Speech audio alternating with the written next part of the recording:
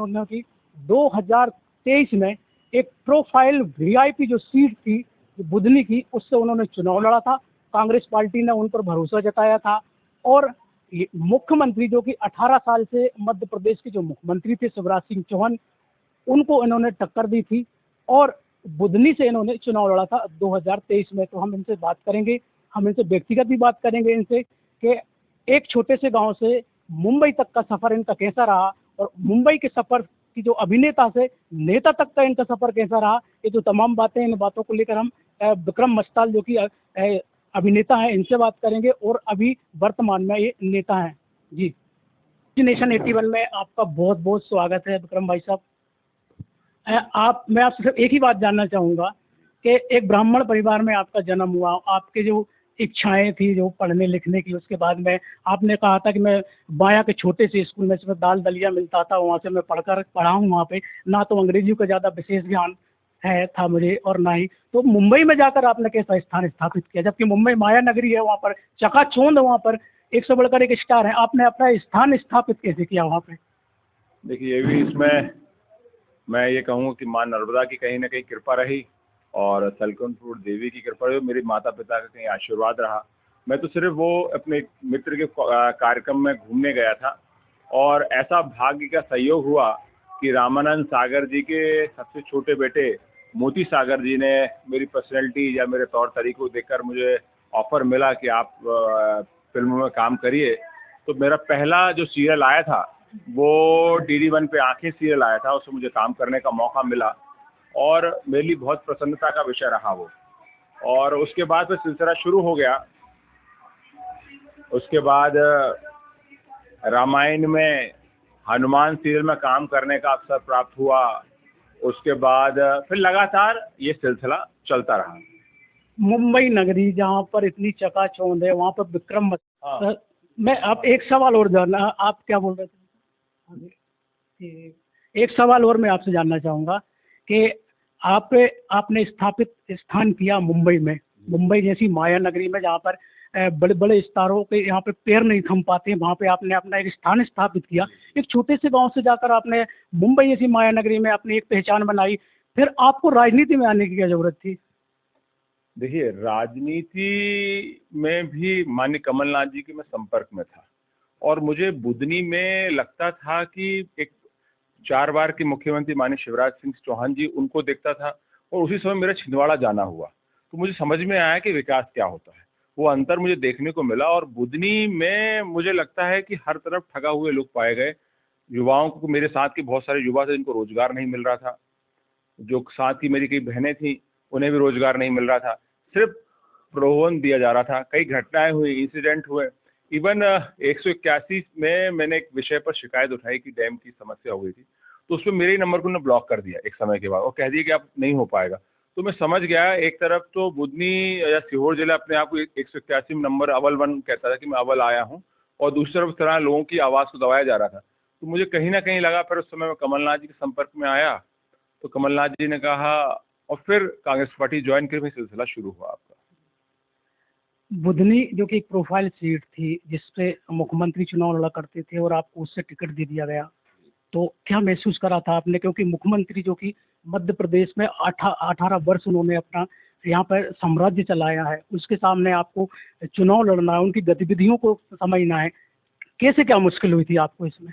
देखिए, डेफिनेटली शिवराज सिंह चौहान एक बड़े कद्दावर नेता हैं और उनका देश और प्रदेश में एक वजन है कह सकते हैं। पर जब मैंने व्यक्तिगत तौर पे यहाँ चुनाव लड़ा तो मैंने ये समझा कि वो धरातल पर कहीं नहीं थे। जिस प्रकार से उन्होंने कई जगह बूथ कैप्चरिंग की घटनाएं खासकर शाहगंज ब्लॉक में आई, उनके लोगों के द्वारा माध्यम से हुई या अलग अलग गतिविधियां सामने आई, तो मुझे लगा कि कहीं ना कहीं एक प्रलोभन देके उनका तरीका है कि चुनाव जीतने का तरीका है, इतने मजबूत लीडर नहीं है। और मैं निरंतर काम करता रहा, उसका आप रिजल्ट देखेंगे कि जब बाई इलेक्शन हुए तो उसमें आप कांग्रेस की अच्छी खासी बढ़त मिली और मुझे भी 12 दिन में 60,000 वोट मिले। मैं जनता को बहुत धन्यवाद देना चाहता हूं क्योंकि उस समय तो ये कहा जाता था कि आपको पोलिंग एजेंट ही नहीं मिलेंगे, पर मैं कांग्रेस के जाबाज कार्यकर्ताओं को धन्यवाद देना चाहता हूं कि उन्होंने पूरी बेबाकी के साथ मेरा साथ दिया और कांग्रेस की सिपाही बनकर लड़ते रहे। आप ने जब आपको इस बारे में मालूम चला कि यहाँ पर बुधनी से मुझे इस सीट से टिकट दी जा रही है, तो उस वक्त आपके चेहरे पर क्या था? मुझे मालूम था कि लड़ाई बहुत बड़ी है, बड़े नेता के सामने लड़ाई होने वाली है। कमलनाथ जी ने जो मेरे गुरु हैं, मेहनत करूँ और आप देखेंगे मेरे आने के 2 साल बाद ही आज की बुधनी कांग्रेस के साथ मुझे मालूम है कि बुधनी को जीतना नहीं है, पर आज बुधनी पूरे देश में एक ऐसा शक्ति है कि मैं अपना नतीजा नर्मदा करके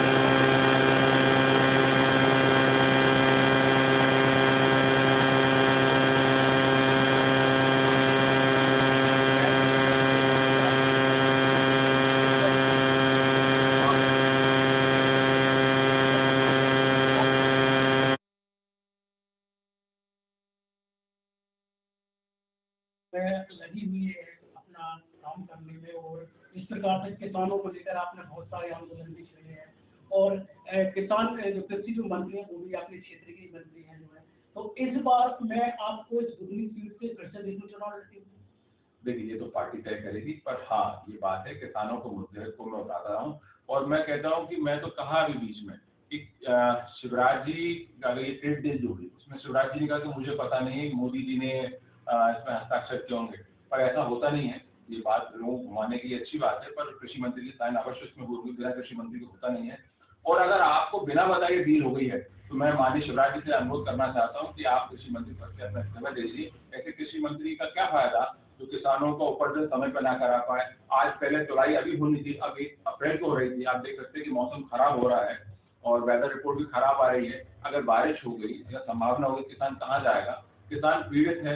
आपने 50 अभिनेता भी मनोरंजन के नाम से कुछ समय के, जब आप टीवी के सामने थिएटर में जाते हैं, सिनेमाघरों में, और उस समय आपका जो मन में प्रसन्नता आदि जो भाव आते हैं वो भी एक सेवा का भाव है। दोनों ही सेवा के भाव है। और सेवा क्या, मैं किसान परिवार से हूँ। तीनों ही जो मेरे जो रोजगार हैं या मुझे जिनसे जोड़ा रहा, वो तीनों ही सेवा भाव के हैं। अपना मां नर्मदा परिक्रमा पूर्ण करे हैं, वो भी सेवा का ही भाव है। तो जीवन में सेवा सनातन का सबसे बड़ा जो कहते हैं ना सूत्र है, सेवा है, और सेवा से बड़ा कोई धर्म नहीं। मतदान कैमरे के सामने, रील के सामने जो एक्टिंग करते हैं और जो रियल लाइफ में कर रहे हैं उसमें क्या फर्क है? जबकि रियल लाइफ जो होती है उसमें टेक मिलता है, रियल लाइफ में टेक नहीं मिलता। देखिए, कैमरे में आज हम लोग थिएटर आर्टिस्ट हैं, और मेरे गुरु आलोक चतुर्वेदी दुनिया में रहे, वो इरफान साहब के बैचमेट थे, गोल्ड मेडलिस्ट थे। वो कहते थे हमसे कि आपको नेचुरल एक्टिंग करनी है, मतलब एक्टिंग ऐसी करनी पता ना चले। और अब एक फायदा होता है मुझे एज ए एक्टर, मुझे फायदा होता है जब मैं जाता हूँ, मैं लोगों के हाव भाव को बहुत अच्छे से कनेक्ट कर पाता हूँ। क्योंकि आप रियलिटी में हो या रील में हो, आपके भाव तो वैसे ही रहते हैं, भले वो कितने बनाए हों या सच में हो। तो आप उस चीज को अच्छे से पकड़ पाते हैं, देख पाते हैं। हाँ, डेफिनेटली एक अच्छा जीवन था मेरा। लोग ग्लैमर की दुनिया की तरफ दौड़ते हैं कि 5 स्टार 7 स्टार के जीवन में जाएं, एक अच्छी सुविधाओं में, लग्जरीज गाड़ी में, वो सारी चीजें मेरे पास थी। उन सबको त्यागते हुए मैं राजनीतिक जीवन में आया, क्योंकि उसमें हर प्रकार का आपको जीवन जीना पड़ता है। उसके बाद जब मैं मां नर्मदा की परिक्रमा में गया, तो मुझे पता चला कि 2 जोड़ी कपड़े, एक कमंडल, एक दंड, एक छोटा सा बैग, छोटा सा सामान छोटा था, इसमें आपका जीवन चल सकता है।